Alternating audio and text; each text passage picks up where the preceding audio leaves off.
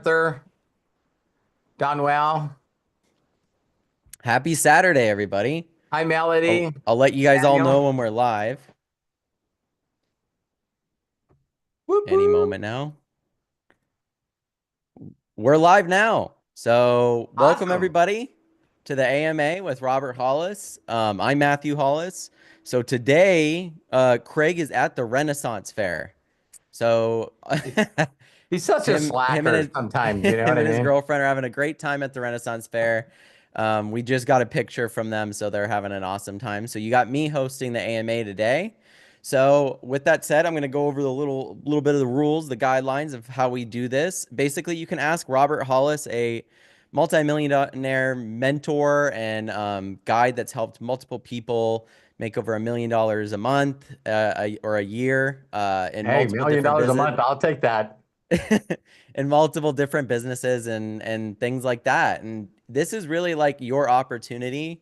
Another one of those things now that I forget to add is that you've got over 100,000 subscribers on YouTube, right? So it's like if you guys have any questions for someone who's had success in multiple different areas, but has also coached people in multiple different areas to success, this is your moment to ask him a question.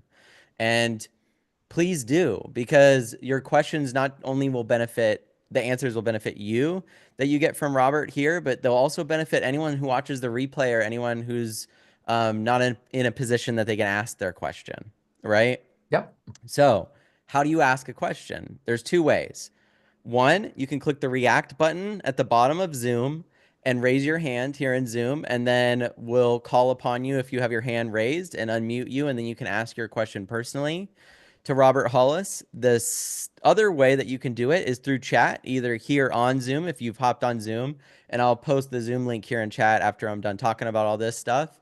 But you can also on YouTube, we're streaming on YouTube live right now. You can also go on there, comment with your question in chat, and I'll be able to pass that here to Robert. We're going to try to make this an hour. It may go a little bit over or a little bit below, depending on how many questions we have. But thank you, everybody, so much for being on here Saturday. We normally give my dad, I'm going to pass the ball to him and say, you have any opening statements or something you want to share with us over the weekend to get us all pumped up and excited. So, All right. Well, hello, everybody. I see there's some people on here that jumped on. Uh, Don Nell. Don Nell. Did I say that correctly? Hi, Bill. Hi, Karen. Eric, nice to see you guys. If I didn't mention your name, hello. But yeah, my opening statements will be really, really short today. I get to go over and help Terry's mother, my mother-in-law, fix her mailbox. So the little things that I get to do. But one of the things I wanted to talk about really quickly is the whole situation that's just happening in the world today. I seen a couple of neat things that I'm constantly, learning new things, and it's really becoming apparent in the world today that and we go into a long, detailed discussion about it yesterday. But mentally, each and every day, you're either running from a state of mind of being fear, false information or false emotion, appearing real. And we're running from a place of fear, just uncertainty and doubt and all the craziness that is happening in the world. And then, or none of that bothers us because we're so into the mindset of creation that each and every day we're creating something. And, a neat way of being able to explain that is, even though Craig's not here, he's with the love of his life and he's at a Renaissance fair. How many of you would be really upset at him because he didn't think about us on the Zoom today? So, how many of you are really good at if you're distracted by something that gives you peace and joy and excitement and creation, isn't it great to actually lose time? I just think it's so awesome that everyone has been in that state of mind. Hi, Kevin. All of us have been in that state of mind, and then we don't realize when we're not in it. And really, where we get it from is just very simply is how we feel. more and more, we got to get in touch with how do I feel right now? And so one of the things that was neat, I know that in the Imaginators group, Matthew, he really loves David Lynch, and so he was posting stuff in there. And it's so funny that, the guy talked about how dark that his life is normally, right? But then he found out about transcendental meditation. And I thought it was hilarious today. As soon as I watched that, I made a comment on it, that he talked about, TM is the short for it, that when he started doing that, that everything changed for him. And, we're always thinking about this, right? But one of the things that I thought was really funny is right away, I went to Chat GPT and I put in there transcendental meditation. And it come out and it just said, hey, this is what it is. And this is, where you can find a way. You got to go pay for it. You got to be a certified trainer, and do all these things to learn how to do this kind of meditation. And then it freaked me out because after it did all that, it paused. I watched it pause and it was doing the little bubbles. And then it came across and it said, if you'd like me to show you how to do it, let me know. And I went, please. And I just think it's funny that all of us don't do what we're supposed to do in life because of fear. Isn't it crazy? We just, again, rah, rah, rah, Dino, just, you're not smart enough. You're not good enough. You're not patient enough. You're not good looking enough. You're too old. You're too smart. You're too skinny. It's just like, man, the world programming, so if you've seen the post yesterday, is I put, who's programming you? And bottom line, I feel there's only really two groups of people. People that are willing to admit that they're being programmed and they have the ability of choice to change the channel and do it deliberately and plug the right information into their heart and soul and their spirit, whatever they believe. Or there's a group of people that when I first met my mentor and he told me this, I went, bullshit. I'm not being programmed. And so he always had these neat little things that he would do to us to get us to have these aha moments, just these quick aha moments. And so right now, those would be sounds, right? And if all of a sudden I did this sound and say we're all under a test, hi, Jerome, hi, Peter, it's this, imagine having this test and I go, okay, there's a prize to the person that guesses this correctly. You ready? Here's the sound. Da, da, da, da, da. Everybody goes, I'm loving it. I need some McDonald's. And it's like, oh, so you deliberately memorize that tone, those sequence of notes, and came up with that. And so, of course, this was 38 years ago. So he would say stuff, like, the Brady Bunch team.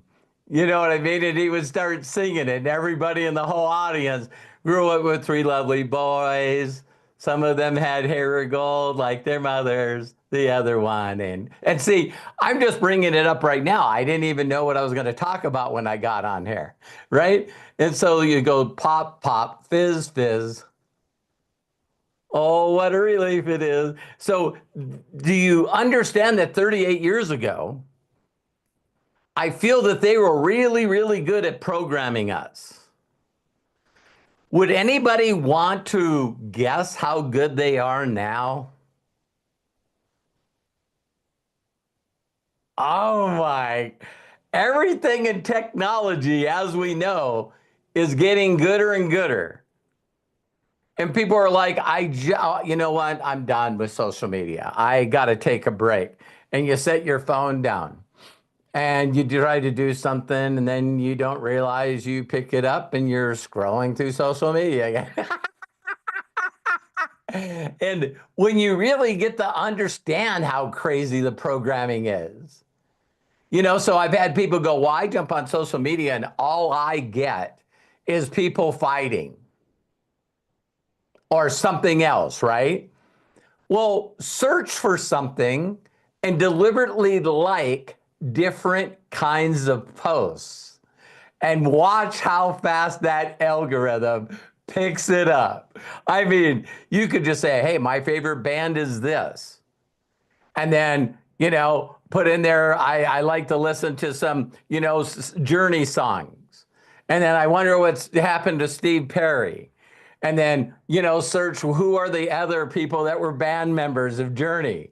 And just watch it, just go, whoop, this is what they want. They like listening to Journey. So I want you guys to understand that if there's two feelings I'm saying right now that are dominant out there. And of course, if you're feeling not where you want to be, right? Then just understand that you're not deliberately changing your state of mind.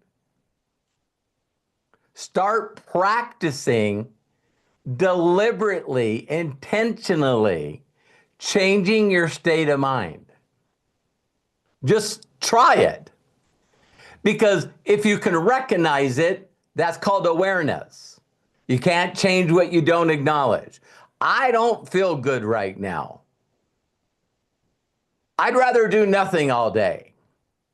I'd rather just scroll the internet and watch a bunch of stuff or watch reality TV.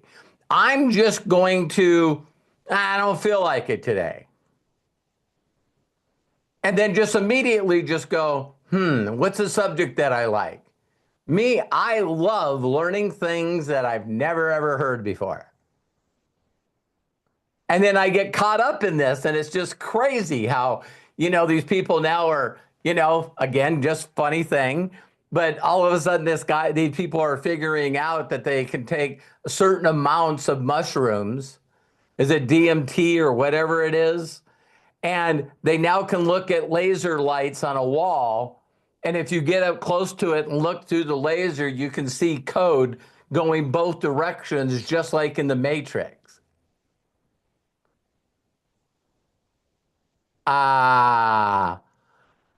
So if you put in YouTube or Facebook or X, wherever you are, if you put infrared mushrooms code.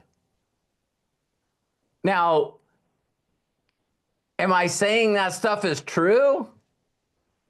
No, I just would rather learn something different that I know nothing about instead of being in fear mode.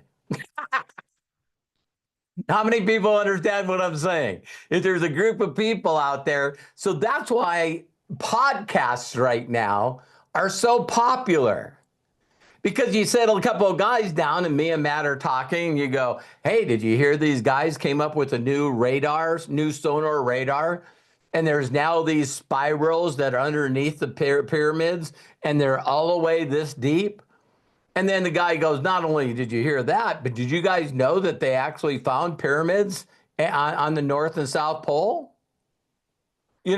And some people might say conspiracy theory, but again, I would rather listen to something that is sort of got me going, you sort of do that head turn like dogs do. Hey, Arthur, do cats do that too? When you talk to them, do they do the head tilt? I don't know. People always say that, cats are like, nah, I ain't doing nothing for you. You're going to do stuff for me, But my whole point is deliberately with intent, put sticky notes around and go, listen, I'd rather be in the awareness level of learning something new. So I like personal development. I love this kick that a lot of people are on right now. Instead of listening to other people, why don't you learn to connect and listen to yourself? Start asking yourself the questions that you want to know. One of the things that I just heard recently is I know I guess it's a chapter out of the book, by Mel Robbins, Let Them. And she was talking to a kid that said, the kid basically said, he was young. You could see that he was probably, if he wasn't 18, 19 years old, he probably was in his 20s. And she said to him, she goes, you could tell that he was, what would be, that he just wasn't socially, he hadn't practiced that skill, and you could see that, eye contact wasn't there. His shoulders were limped over and stuff. And she just said to him, listen, let me ask you a question. She says, when you see two people high five each other, what goes through your mind? And he goes, I think they won something. I'm saying both of them are looking at each other and going, great job. Awesome. That was, way to go. And he goes, so when you see people high-fiving, does anything negative pop into your brain? And he goes, no. And she said, so I'm going to tell you something you can do. Is what you want to do is after you get done brushing your teeth, when you put your toothbrush away, I want you to look at yourself in the mirror, look into your eyes, and I want you to high five yourself. She said, in fact, leave the handprint on the mirror. And she said, every time you're in front of the mirror, high five yourself. And watch how fast it changes your state of mind. And I went, I've never heard that before. See, some of you probably, well, I've heard it. I've heard it before. Okay, you've heard it before, so then you do it all the time, right? No, I've heard a lot of things that I don't do. Awesome. So 38 years ago, I can remember my mentor telling me, after I read, The Greatest Miracle in the World, you want to talk about programming your mind? I was talking to a person the other day. I was telling them about this book, and I was so pissed off that someone took my book.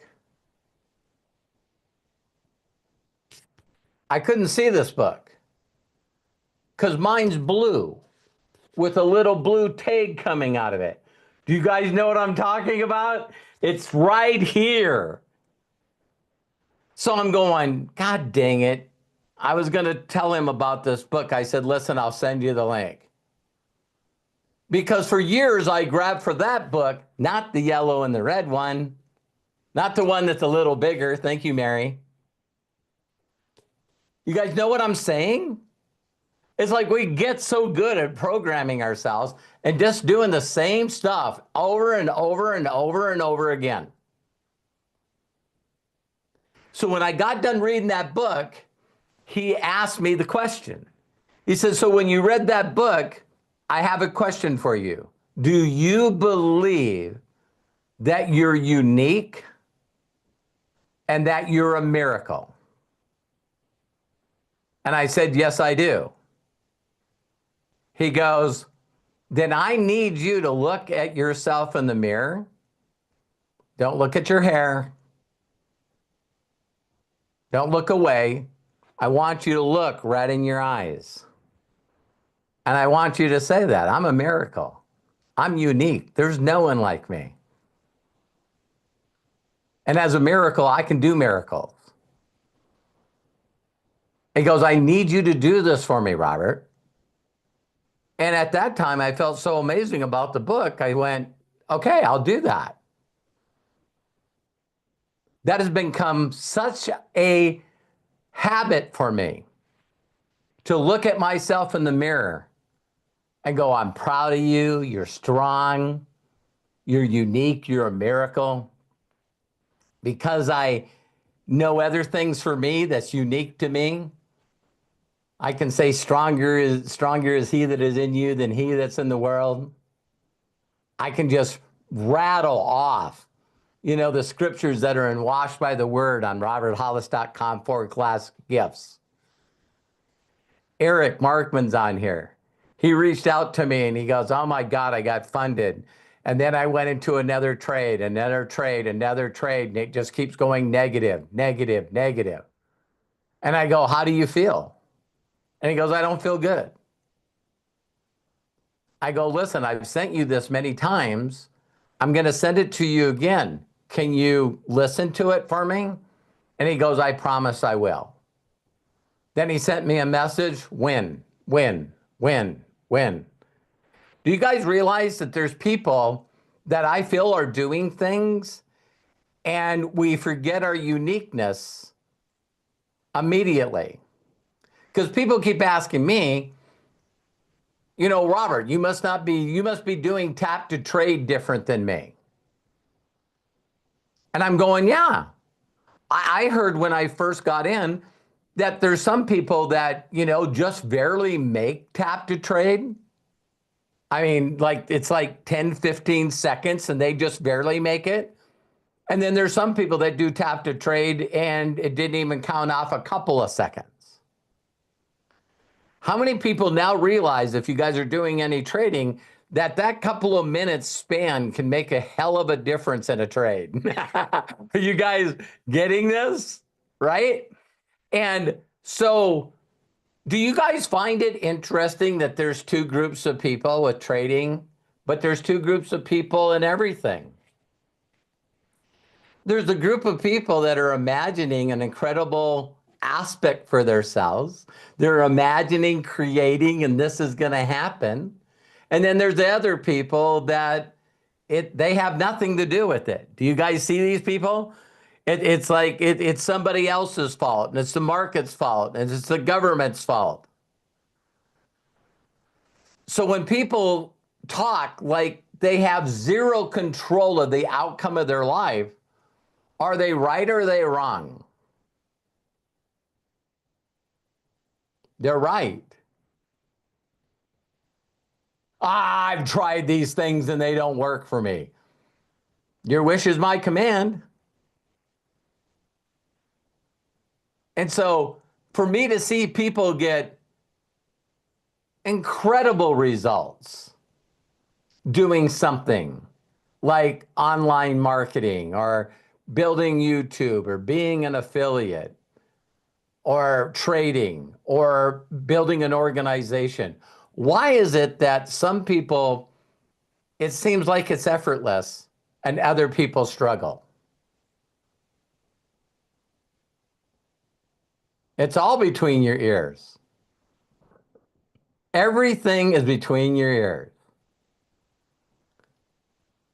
So you guys have, with the distractions, the craziness, the chaos, let me say a statement that I seen Legacy News do. Have you guys ever watched a news channel and you go, holy crap, did they just hear what they said?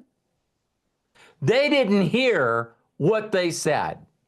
So what was the crazy stuff that happened? Stock market crash. Everything's going into recession. Oh my God, the world's going to end.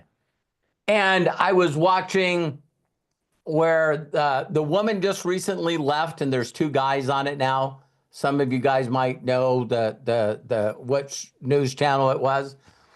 And they get on there, and at the very end, I can't believe that this guy did a risk statement, Arthur.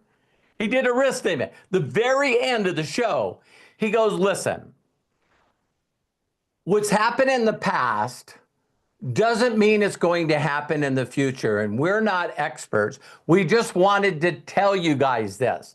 Listen to this statement that they said. They said, yesterday was one of the 4 worst single day losses in history. 1 of 4. And then he says this, and the other 3 were in Trump's first time he was president. I'm going, someone wrote this, so we've had 4 really bad days, and the 3 other bad days was the last time that Trump was president. And they go, and look at what happened. It went down, down, down. And now for the past 7 years, it's gone up 156%.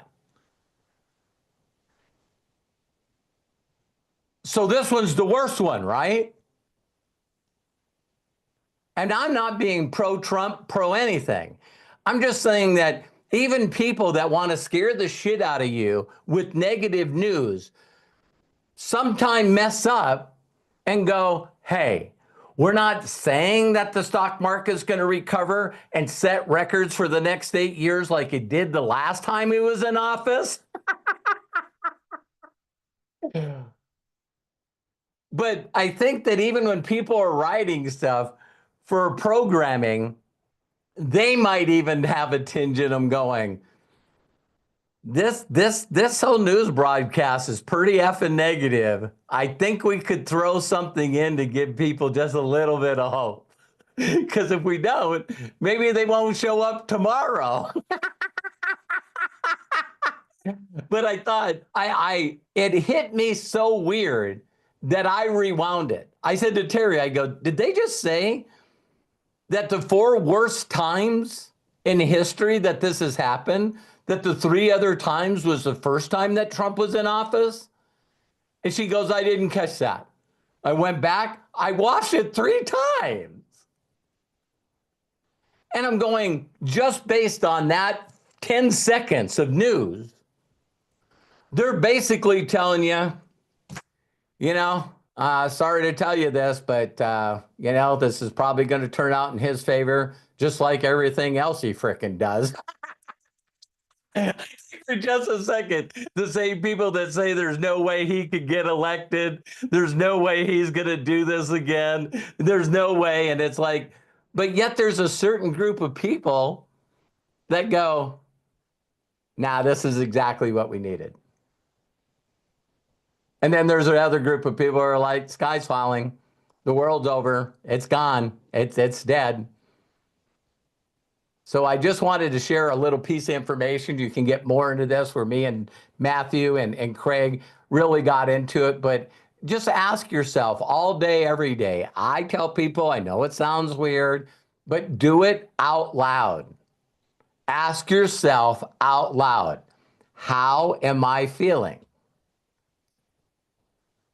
I don't know, really not feeling anything. Just sort of neutral right now. Or, got a lot of things on my mind. I'm worried, I'm nervous, I'm anxious. I'm a little scared. I don't know what's happening. Do you want to feel different? Yeah, I would. Talk to yourself. They used to say that they'd lock you up for this, right?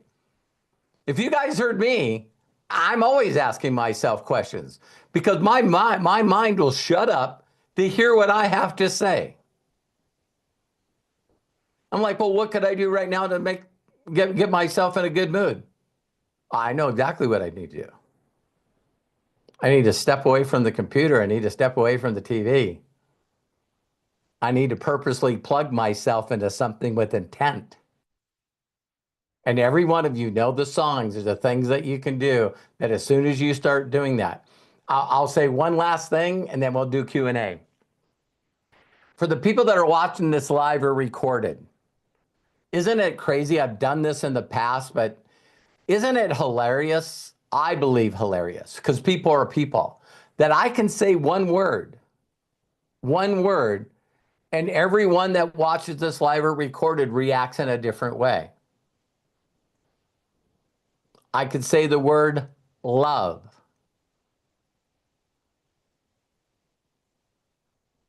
And there's different thoughts going through everyone's freaking head. Is that bizarre? I think it's uniqueness. What if I asked you, what's funny to you? What do you find funny? And we've made everyone write down a paragraph, and then we would all have to share that? What's your funniest movie? What's your funniest comedian? And regardless of what you say, there's a group of people that are going, what is wrong with you? So that's why we keep these things sort of quiet, right? What if I said something way out there, like sex?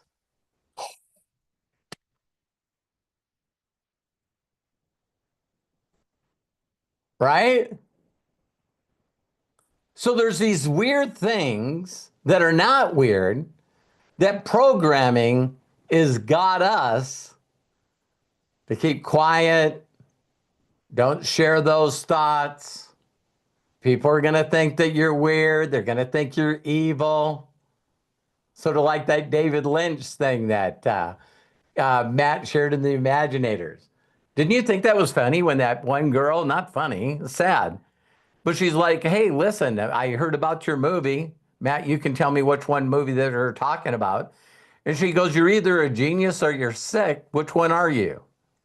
And he's like, you know, how are you supposed to answer that? Yeah, you just say I don't know. Like it says who, you know? It's an interesting thing because it's like all of us all of us are fully aware that true crime and all of these things are some of the most popular media that we consume, whether it's podcasts. 60 Minutes is one of the most popular shows on TV and has been.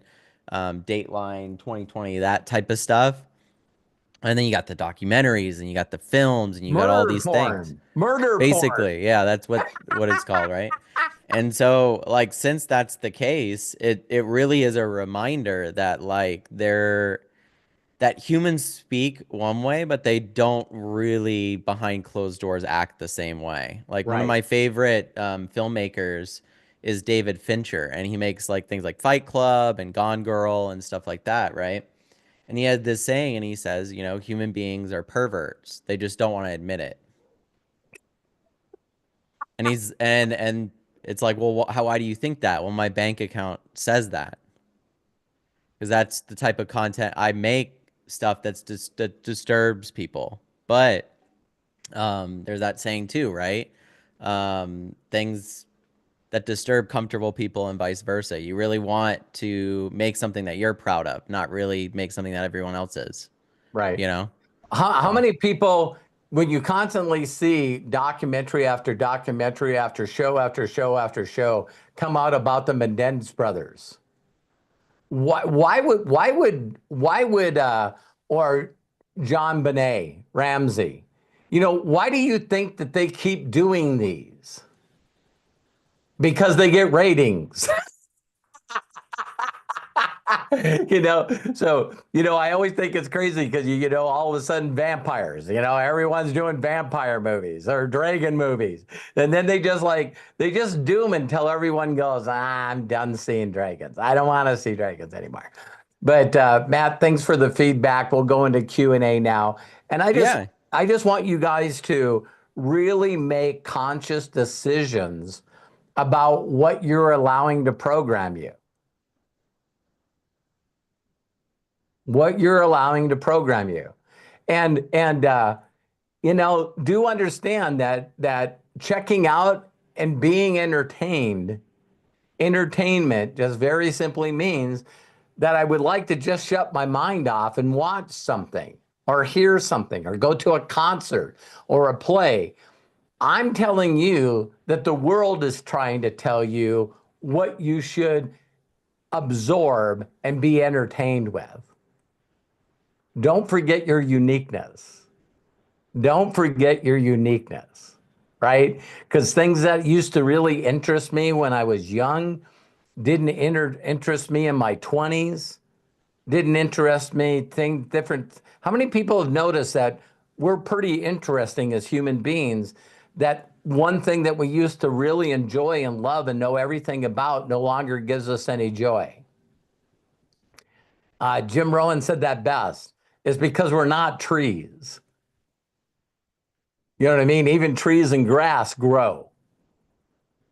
And so it's your constant, part of you to be interested in new stuff, but just don't get caught up in doing the internet and social media and all of this stuff, and then not realizing that you're in a funk that you can't get out of, where you're no longer in the creation mode.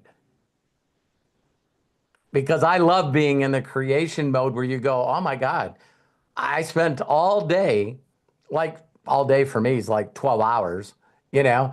I spent 12 hours just learning something on a new subject all day. So then when I watch a documentary and they're going, well, what makes you unique, Warren Buffett? I I just like reading 12 hours a day. Don't got a TV, don't watch sports. I just like plugging stuff in this head.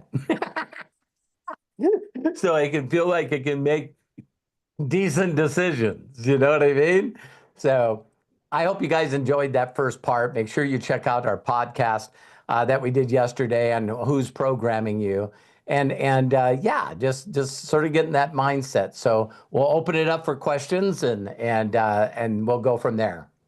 Awesome. Thank you so much, Dad. So we already have one hand up, so we'll move on to that person, but I'm going to share one more time, or not one more time, but again, how you can raise your hand and how you can ask a question on here. So on the bottom of Zoom here, you'll see a react button, whether you're on your phone or on here. You can raise your hand with that, and then we'll bring you on to ask your question live here with Robert Hollis. There's also another way you could ask. You could ask here in chat on Zoom or on chat on YouTube, and I'll pass your question along to Robert. So once again, thank you everybody for being on here on this Saturday. So we're gonna go ahead and get into Q&A now. So the first person up is Tom. Tom, I'm gonna ask you to unmute. Are you with us? I'm here. Hello, hello. Hey, Tom. Out of space background or whatever that is. You're just hanging out in the universe. That's cool. I'm waiting for Elon to come rescue me or something. He does get it done, so you got to give him credit. So yeah. Well, a couple of things. I just want to make a comment, first of all, about the wonderful Super Saturday we had today. There was just some awesome speakers and trainers, and hopefully everyone's seen that. If not, look for the replay. I'm going to have to maybe hear that one 3 times because it was just so packed. And, so that's one thing. And I had a question about the Akazics, and maybe Arthur could comment on it as well, because sometimes I don't see the tap for trade. It comes in and I get on and it's like, 10 seconds left and I have to decide, do I want to do it?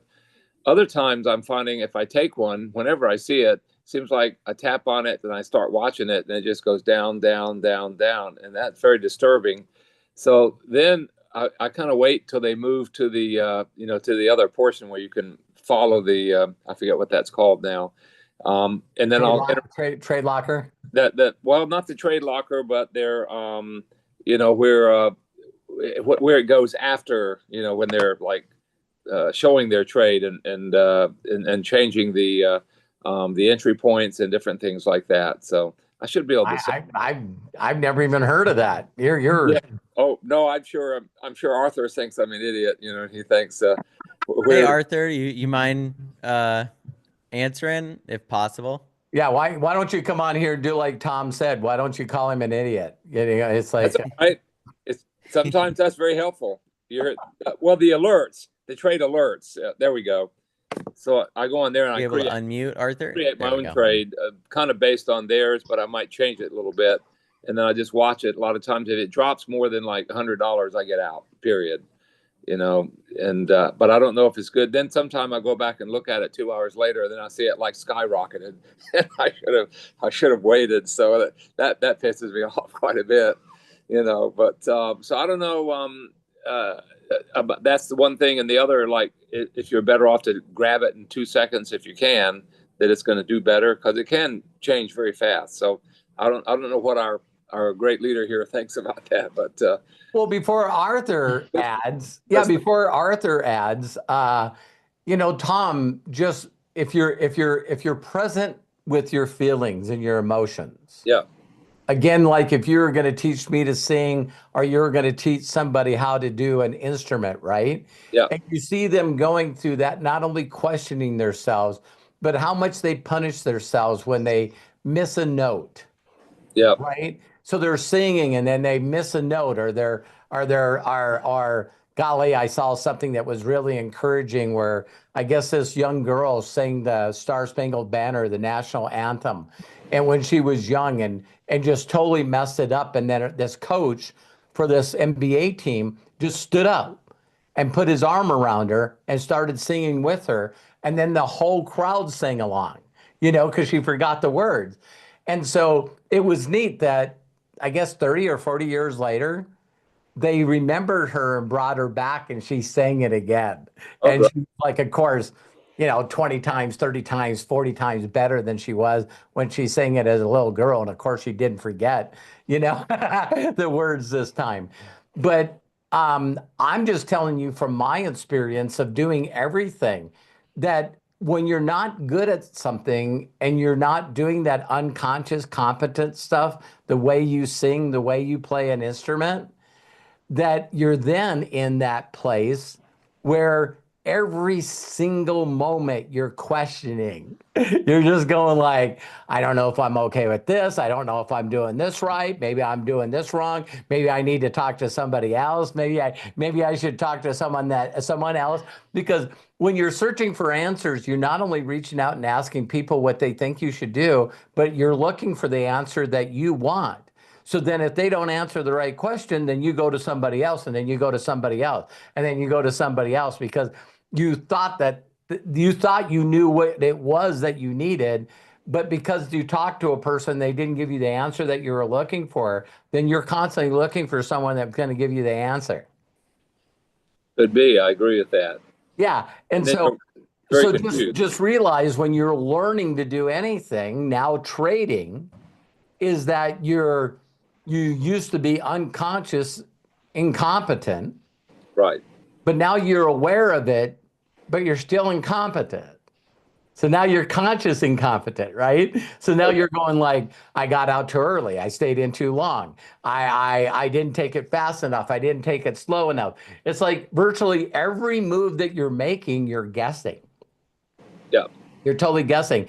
And I don't know if you've ever heard this example with personal development. I seen it one time on a video, but a guy put out a 2x6. So they had a stage, right? And they put out a 2x6, pulled the 2x6 up on stage and laid it flat on the stage and started calling people up and asking them to walk on this 2x6. And people just walked on it. It was like, that's no problem. Whoom, whoom, whoom.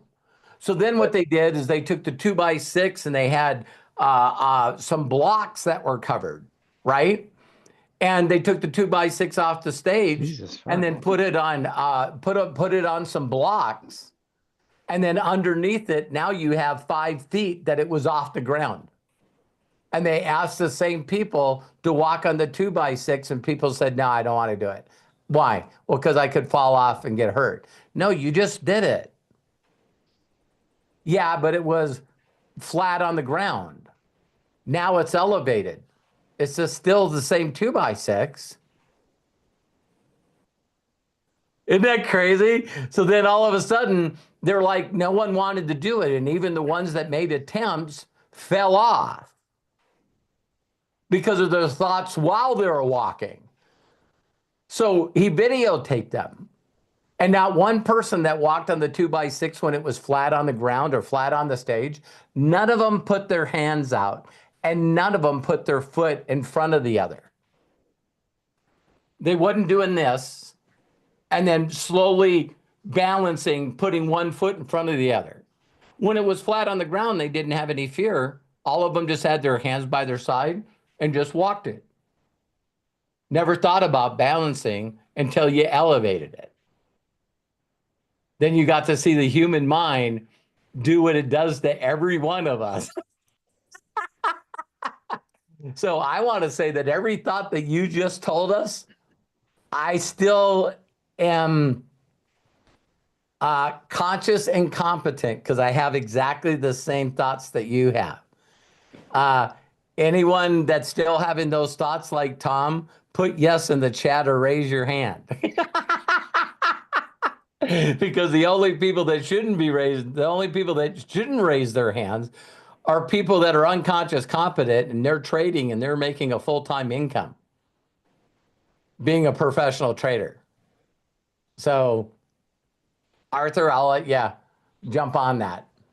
I missed part of your question when I was putting my headphones on, uh, or what he was Tom, saying. you can, Tom, say it again, but Tom's just Oh, questioning every frickin' movie he's making well, with I trading. try to pay attention.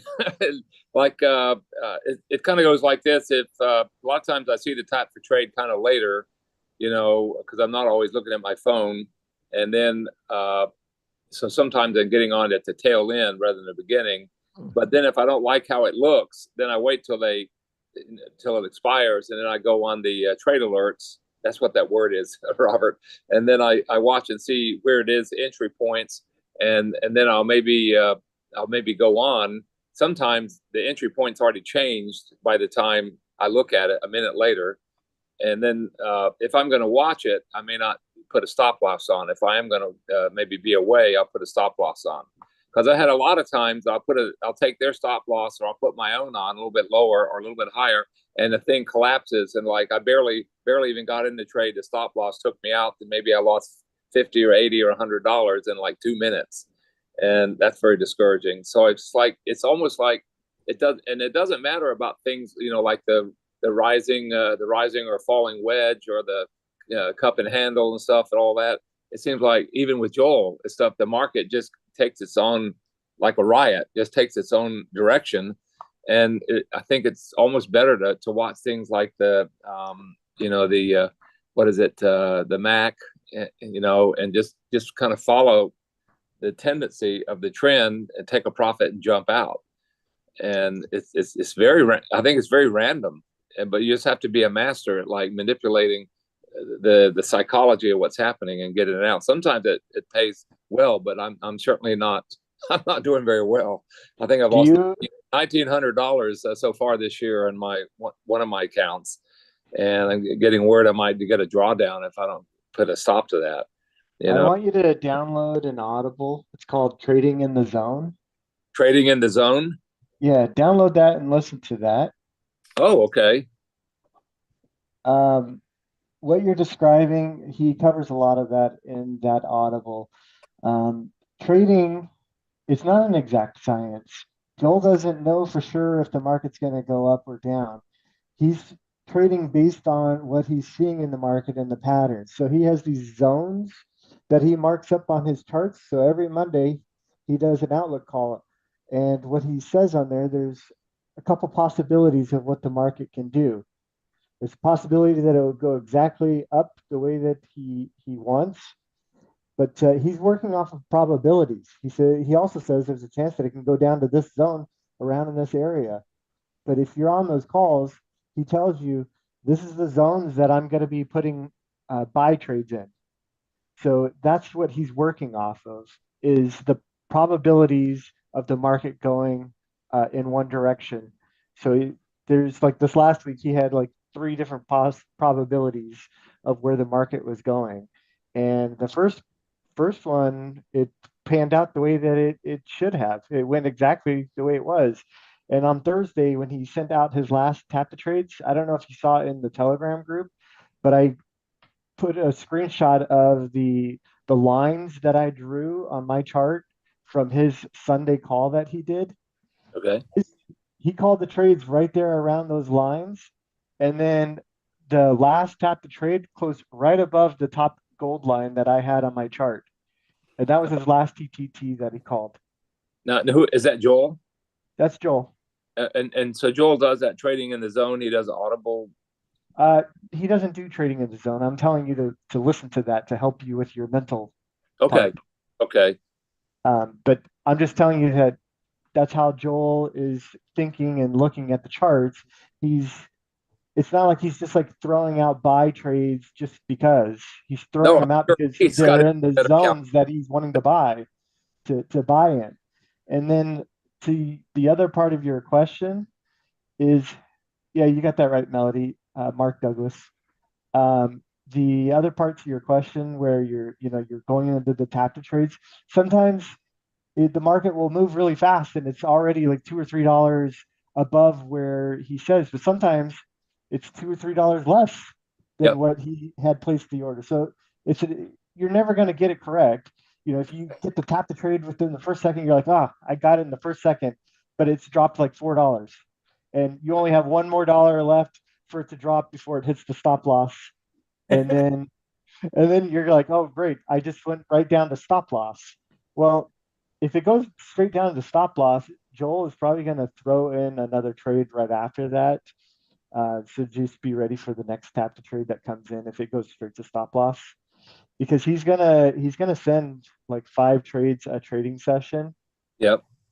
And if all 5 of them hit stop loss, then he's done for the day, for that trading session. Okay. But he also puts on all of his trades, because the app defaults to 0.25% of your account, which means if you lose 4 trades, you're losing 1% of your fund. So he also puts in there 0.15% recommended. So you're reducing your risk so that you can take all 5 trades and not have to really worry about it. But even if you reduced it even down further than that to 0.1%, which is what he recommended during when he used to send tap or trade alerts, he used to recommend 0.1% on the master plan. So even if you went down to just 0.1%, now going into each of the trades, you don't have to worry about the losses or the wins, because you've already accepted the outcome. If you or the loss, you've already accepted that, so you're not going to be as emotionally involved in the trade, whether it wins or it loses, because you can lose 5 trades at 0.1%, because he only does 5 in a session, usually. You can lose all 5 of them and just lose 0.5%. So Yeah. you're going And to be making, the money is not, they're not going to be as big of wins, but over time with his winning percentage and ratios, you'll win over time.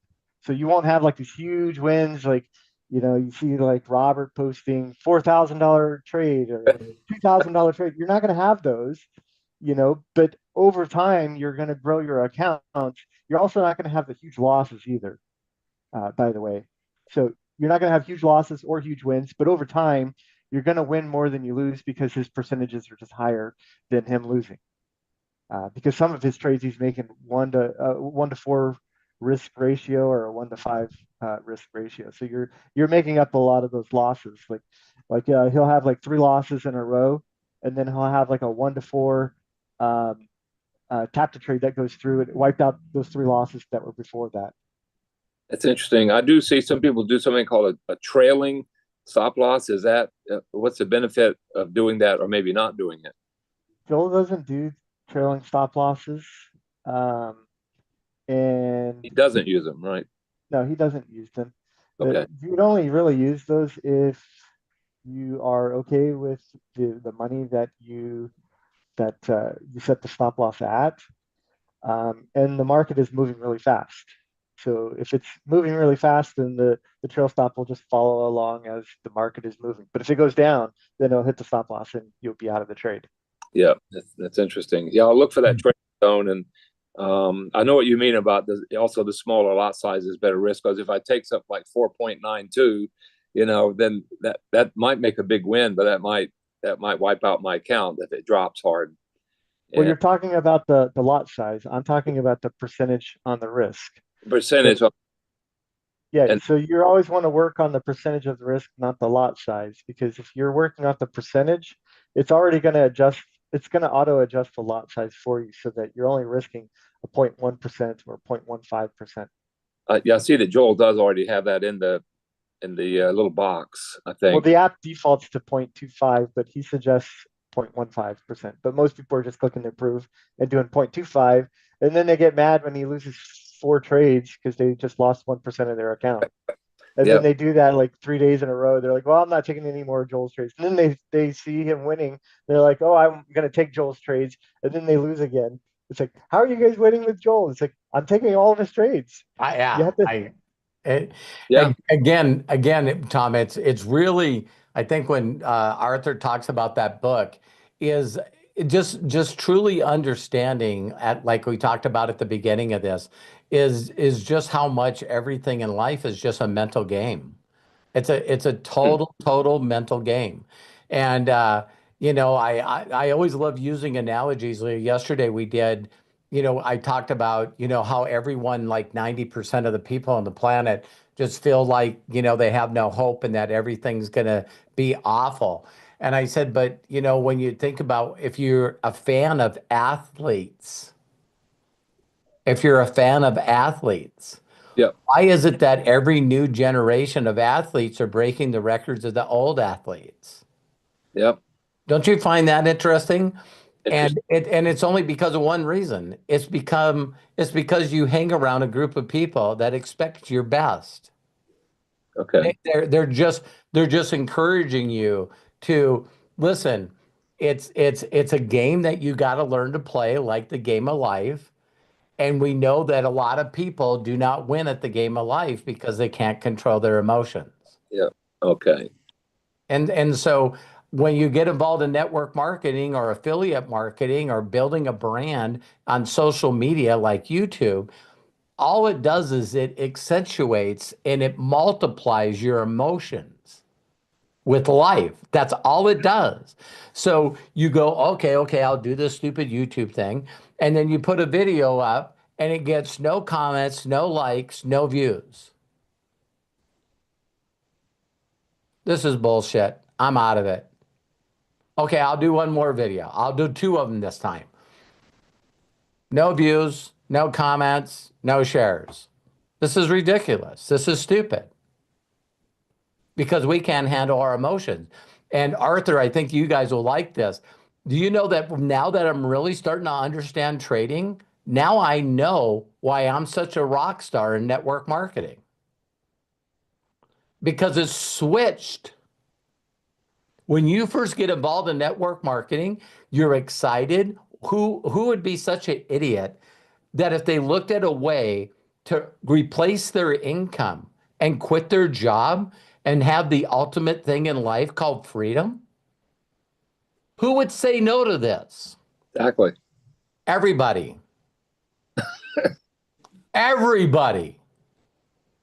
So we reach out there and we go, hey, listen, what if there was a way that you could reach out to people? You got to find the right people at the right time in life. So it's all about timing. Say as little as possible to as many people as you can, as fast as you can. I posted on all the social media. I reached out to a few people. They all said I was an idiot. They ignored me and I said no. See, the difference with trading is at least you get some wins. But my mentor set me up for success. He set me up. He said, Robert, you get 70 people to watch this video in your first 30 days. I didn't know that only 11 of them were going to get involved and 6 of them made me a millionaire. If he would have told me, Robert, when you get out there, the first people you're going to reach out to, you're not going to believe in what you're doing. So they're going to feel that. And through instincts, I'm just telling you, the first 60 people will tell you you're an idiot and that you're involved in a scam. Mm-hmm. Or they'll ignore you, or they'll try to talk you out of it, or they're going to try to get you to do what they're doing. So that's why I'm a rock star in network marketing, because I already know the numbers. I'm unconscious competent. I reach out to so many people all day, every day, posting stuff that I don't even know the numbers of people that are telling me no. I don't know the numbers that are ignoring me. I don't know the numbers of the people that are trying to pitch me about something else. I just know the numbers are the numbers. And so what happens is people get into trading and they just have unrealistic expectations. And because they have those, they get their ass kicked. Because I look at getting your ass kicked in trading differently. See, I got 6 wins or 9 wins in a row.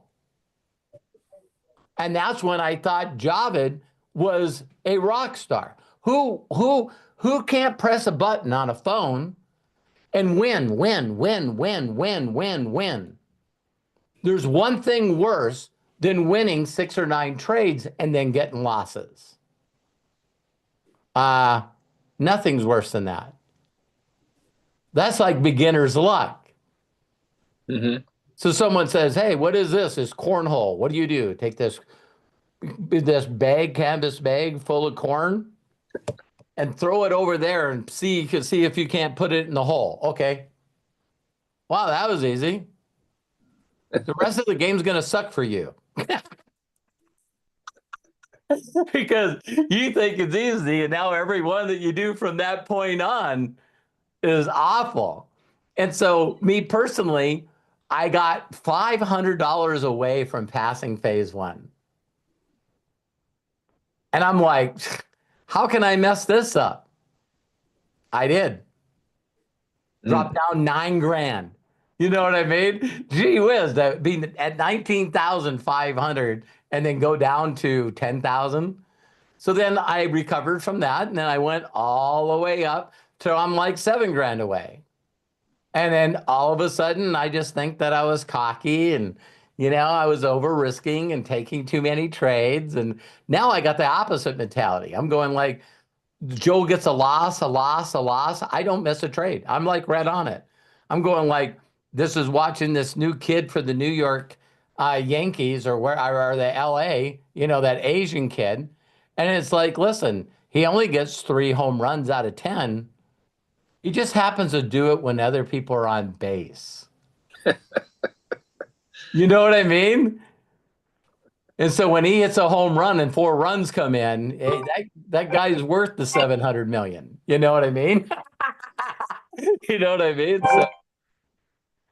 Yeah, it's all up here. It's like, what if you wasn't doing anything wrong? What if you were just learning? Because that's what you would tell a student, wouldn't you? Yeah. The process, just to keep it's just a process. Yep. Of figuring out who you like, the way you want to trade, and then going back to the greatest miracle in the world. What if you learn to be above average in trading, but the way that you do things is the way that Tom does things?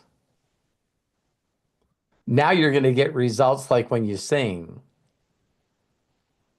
Everybody's going to be standing there in awe going, holy, I had no clue. So what's difficult, I think, about trading is, again, what people do with personal development and trying to be an entrepreneur. They forget that they should find their uniqueness, and they keep trying to follow people. And then when they follow people, they put way too much of their belief in what's happening into that individual. So then when that individual lets you down, and they will let you down because your expectations are too high. It's like, listen, I'm going to pass the challenge and get into funding, and I'm going to do that in my first 30 days. And then people call you up and they go, I figured out how to do it, but then I lost the challenge. Oh, I thought you had it. I thought I had it. So, Tom, have you lost a challenge yet? I lost one. The first one we got like last summer because it was a Friday when everything collapsed like 70 points or something. And I did not have a stop loss in that. Arthur pointed that out to me. And because I use a stop loss, always. Furniture. And if I'd had the stop loss, it would have saved me. How do you tell people to learn that stuff? I don't know. Normally I was watching it, but like this no, I'm telling you, people tell to me all the time, I want to understand the comp plan for every company that I've been with in 38 years. You know how you understand the comp plan? Messing up. Yeah, that's a good way. That's a good way. It's always the way. It's like, I don't understand. I thought I was supposed to get this bonus. I brought this person in, instead of 40, I got paid 20. Well, you're a builder. Well, what is it to be an executive? You got to have over 90 in PV.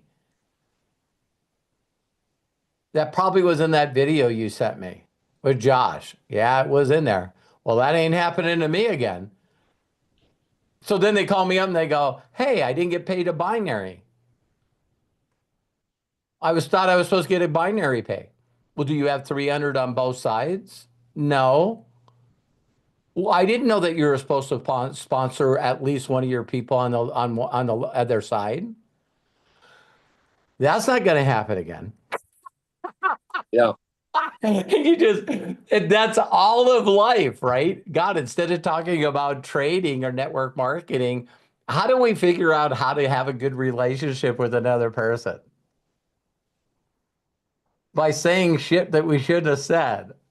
Yeah. You know what I mean? What do you mean by that? What are you talking about? You knew that. I thought I knew that. I'm not going to say that again. Yeah, you learn, you know.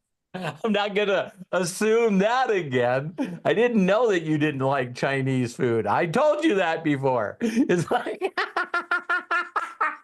The lessons. I can tell you a funny lesson. When I was a little kid, just starting piano lessons, and I was like 7 years old or something, and so we had a little recital. And I don't know if I did from memory or something, but I played really badly, and it was very embarrassing because I wasn't really prepared, and mentally I wasn't ready for what required. And so later on, as I got a little more mature, I always remembered that, like, that, make sure that never friggin' happens again. yes. I was on stage at Lincoln Center. I was so over prepared every time that nothing would throw me off. And, that's the way you overcome fear. You're so focused on it doesn't matter, there's 4,000 people looking. So what? You are so focused on what you're doing and that was a great lesson, but it took, a long time to really manifest. So you could take one of your past hero's journey. Yeah. Because you're the main character of your own movie. And how do you play that in a role of something new that you're learning? Yeah, that's true. That's a good point. Go back and look at the failures and the stupid things that happen.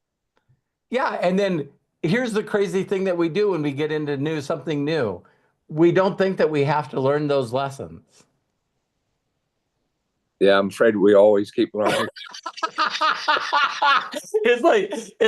It's just bizarre how, someone, I'll give you one other part what I think is so funny with communications with people is that there's still a group of people out there. I heard someone, I don't remember what podcast I was watching, but they're always preaching that you can't tell a large group of people that they're stupid and that they're an idiot if you want to get them to see your point of view. Okay. Yep. So we see this done a lot in politics, right? So you can't say, listen, you're just an idiot and you're stupid, and everyone that thinks that way is stupid and an idiot. It's not a very good way to get them to see your point of view if you have one, right? Yeah, insulting people. So this guy always preaches this stuff. And then he was in a disagreement and a debate with one of the people that he had on his podcast. And he goes, there's only two ways you would want to think that way. One, you're just ignorant, or you're deliberately trying to cause problems and you're just being stupid. And he goes, wow, so this is the real person, not the person that we normally hear. And the guy goes, what do you mean? And he goes, in front of your whole audience, you just said that I'm either ignorant or stupid because I don't think like you. So you tell people that they should not do that, but you're the real person that does exactly what you just told people not to do. Yeah. You're not interested in hearing my point of view or why I think that way. You're just saying I'm ignorant and stupid. Wow. And the guy went, I did that, didn't I? And he goes, yeah. And he said, so now that you've done it and we've all seen it, how do you recover from that? Why don't you just teach everybody that watches your podcast how you're going to get me now to listen to what the fuck you think? Because now I'm just defensive. I'm ignorant and I'm stupid according to you. And so now I just look at you as a know-it-all elite. And you look down at people like me. So this conversation's over. Yeah. How do you get me back? And I went, dang, that was good. Because when you get frustrated trying to explain something to someone, you finally come to the frustration and the confusion. Well, listen, they just don't have a high enough IQ to understand us. I guess you explain it with love, so you overcome that. Yes, yes, yes, yes. You ask questions. Wow, that's interesting. Why do you think that way? Where'd you get that from? That's true. And then they start telling you, and you start going, oh, wow, I never thought about that. It doesn't mean that they're right, but everybody's too busy trying to be right that they're never in any love or consideration that there might be someone that thinks different than them. That's a very good comment. And something else I know in this like little trio we have here, that Arthur has a real talent. He's like very focused and calm. It's the way I see him, and I don't think he gets rattled by. That's probably how he is generally, but like by the market. So he knows what he's doing, and he just takes it, very focused. He doesn't get like, damn, it went down. But here's something that I'll surprise you guys all. I'll pull Arthur back in here. Arthur, right now, based on what you know about trading, what would you rate yourself on a scale of 1 to 10 as being a trader? 0.5. 0.5. Probably not even 1%. So because he's already withdrawn 20 grand, and a lot of us haven't even passed phase 1, we look at him like a 9 and a 10. Yeah.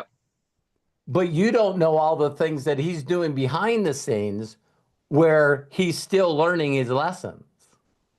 Because he told me many times, he said, listen, I'm just 1,000 away or 500 away from pulling down my other 10,000. So that'll be 30,000. But I haven't seen that video in over a month. So I'm going, Arthur's still learning too. I am. Yep. So he thought he had it, but he's still figuring out his unique way of doing what he's doing. So I know that Arthur's one of the hardest working people I know. So I talked to him personally. A lot of people don't know is he not only is good at trading, I believe he's good, and he's got the documentation of being good, but he's also, got 3 other jobs that he does. You know what I mean? And so, this guy is still not at the place where he feels like he can get rid of one of those other 3 streams of income. Yep. Now, would he like to get rid of them all and just make money trading? That's his goal. I know where his imagination is. You see what I mean? So do I believe that Arthur will get there? Not a doubt in my mind. Sure. Do I wish that he thought he would? Do I believe that he wish he was there now? Yeah. Of course. But thanks for sharing that, Arthur. You know what I mean? It's like, man, I'll just say this, Tom. I went through the emotions, that you go through, of being anxious, being fearful that you're going to lose your account. Are you not going to lose your account? Oh, you're losing too much trades. Are you getting too close? And then you have to accept the risk when you're setting the trade. So if you reduce the risk down, then it removes the fear and you don't have to worry about it, because if you're looking at the numbers, Joel is winning more than he's losing, obviously, otherwise he wouldn't be an Akashics educator. And then you have to think to yourself, what's the worst outcome, worst thing that could possibly happen? I lose an account. Okay, now what? I have to pay. Well, right now you can get 40% off of the challenges, but you have to pay $400 for a $100,000 account, a new account. Is that really so bad? You're not having to work back from the negative all the way back to the $100,000. You can just get a fresh new $100,000 account and start from there. If you're down like $9,000 and you're like so close to like losing your account, it almost seems like it'd be easier to just purchase a new account and just work from the new one. Sorry, yeah, I can see that. But Just that's like the worst thing that could possibly happen is that you just lose the account. That's it. And you have to pay money to buy a new one. So remove the fear. And if you lower the lot size down, you won't really have any fear when you're taking the trades. And then But the then worst. then that's where you get to find out who you are, Tom. It's like, all of a sudden you drop the rate down or the percentage down, because this happens to me. I drop it down and I make $75. And I'm going like, that's not exciting at all. You see what I mean? I, So I I'm see it. going, so I remember I always say this you're finding out where you're comfortable and what makes you unique.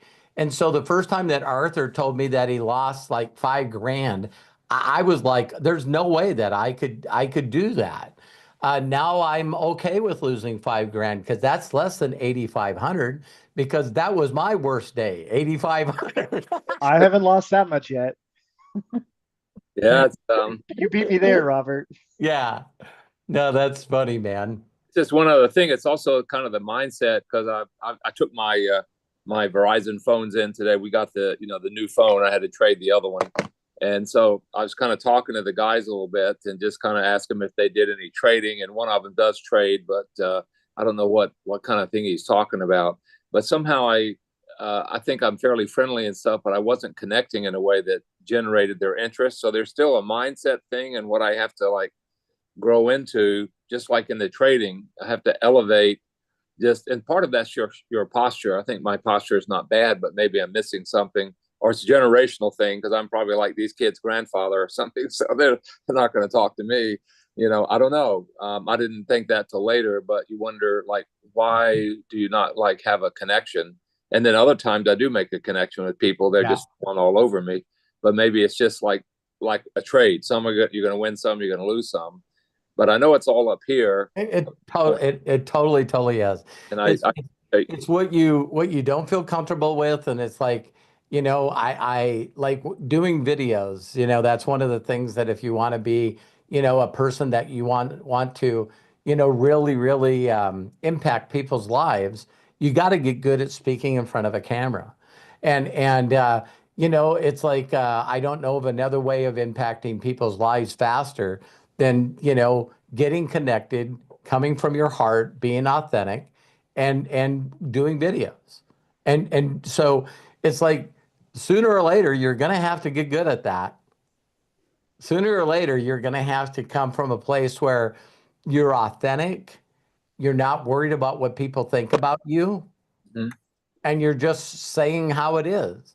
And it's like I remember one time that I heard, it's like we got this thing in our mind, if people only really knew who we really were, we really don't want anyone to know who we really are. And then I just heard a person say one time, there's no way that someone can hurt you if you already tell them who you are. That's true. That's true. So just everything that you're worried that someone could find out about you, just tell them. And now it's So, like, wow, now that they can't expose me with anything, now all of a sudden, where can you go? So I'm going to have to let you go, Tom and Arthur. I'm going to jump Peter on here quick, but I got to go help my mother-in-law here. So I don't mind jumping on with Peter really quick, and we'll try to get him taken care of real quick. I Thank you so appreciate much, it. Tom. And, thank Thanks, you, Arthur. Arthur. Appreciate it. Appreciate Thanks, you Arthur. guys. We're going to move on to Peter. Peter, I'm going to ask you to unmute. Are See if you I with bring this us? volume down. Hi, folks. How are you? Yeah, can you hear me? Can hear you. Hi, Peter. How are Okay. you? Really good, thanks. Hey, I dropped some imagination pictures of you dropping nuggets for us today. You should check that one out. Gold nuggets of education. Thank you so Well, much. Thank you, sir. I love having a conversation with you. You guys are going to learn a lot from Peter. He's an old soul that's been through a lot of stuff as well. So you guys see him posted in here. It's going to be fun having him share. So did you have a question, Peter, or you just wanted to make a comment?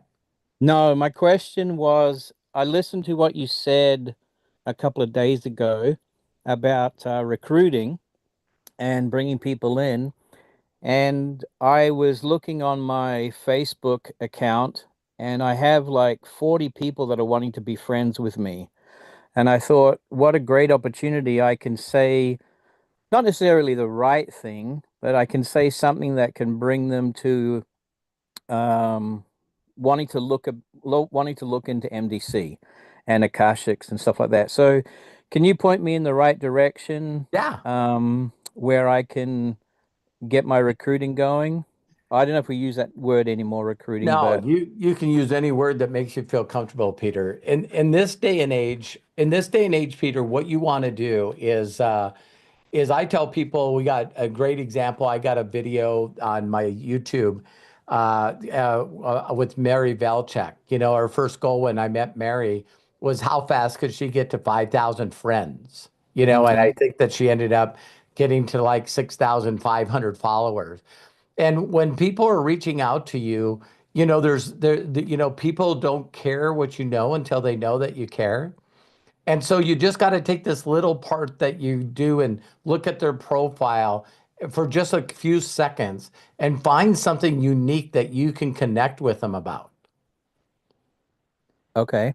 And then from there, once you do what I call reciprocity, is the law of reciprocity is that once you take the time to genuinely care about them and connect with them and say, you know, I'd like to know a little bit about you, or I noticed this on your Facebook profile or whatever. As soon as you do that and you can just trust your instincts, then you can say to them, hey, by the way, I was wondering if I could ask you to do me a huge favor. Do you know anyone that would like to make some extra money? I do that in person. So yep, Good, good. yeah. And then if they say, what is this? I'll go, listen, I'll send you a playlist. And I always do a YouTube playlist. And since before YouTube started, it was called Google Video. And I always know that I can really answer people's questions that are interested. So that's where that phrase comes from, Peter, if you've ever heard, called peak of interest. And Mm-hmm. so what I do is I usually give them a playlist with testimonials of people that are pulling money out of TradeX Mastery to see if they're interested. And then from there, I can then say, hey, here's your next step. Here's your next step. Here's your next step. Okay, that sounds awesome. I can get right on that. Yeah. So if you watch the interview, if you go to my YouTube channel and put in Mary Valchek, you see her name Valcix, uh, K. She really covered it good because that's what, you know, when she came in and she, you know, when I first met her, she really didn't have any, you know, people following her or friends on Facebook. So I said, listen, before you want to get good at piquing people's interest, why don't you just get really good at seeing how many people you can get to follow you? Okay, that sounds awesome. Thank you so much. Awesome, Peter. Great question. So you guys, I'm going to let Matt sign out. I can hang around while he's doing it. And I'll say goodbye to everyone. No, go ahead. I know grandma and mom are probably waiting. So thank you so much. They are. Love and appreciate you. Thank you guys so much for joining us today on Saturday. Thanks for asking your questions, everyone that shared with us. We did have some questions. I tried to answer them in the chat on YouTube. So if you did have a question, you asked it there, I tried to answer it there. Tomorrow we do the Imaginators call at noon. Yes. Be there. Be there. We have so much incredible stuff to share with you and show you. I have so much incredible stuff tomorrow to go through and share with you guys. It's very, very exciting. To join Imaginators, go to roberthollis.com/join or click the join button on the bottom. Make sure to subscribe and like this video and share it with anybody that you think it can benefit. And that's it, guys. Thank you so much. Hope you have a great weekend and hope to see you tomorrow. I'm going to ask everyone to unmute. Thanks, Hi, guys. Have a great Peter. Hi, night. Scott. Deborah. So we can say goodbye. Thanks, everybody. Take care. Thank you. See you, Matt, Thank you, Robert. everyone. Hi, Melody. Have a great You day. rock. Keep going. John. Take care, Matt. everyone. Yeah. Karen. Hey. Eric, Coach Bob. Jerome. Thank you. Thanks, Matt. Thanks, Kevin. Hi, Bill. Thank you, guys. Thanks, Matt. Thanks, Robert. Arthur. Have a Appreciate great ya. Saturday. Love and appreciate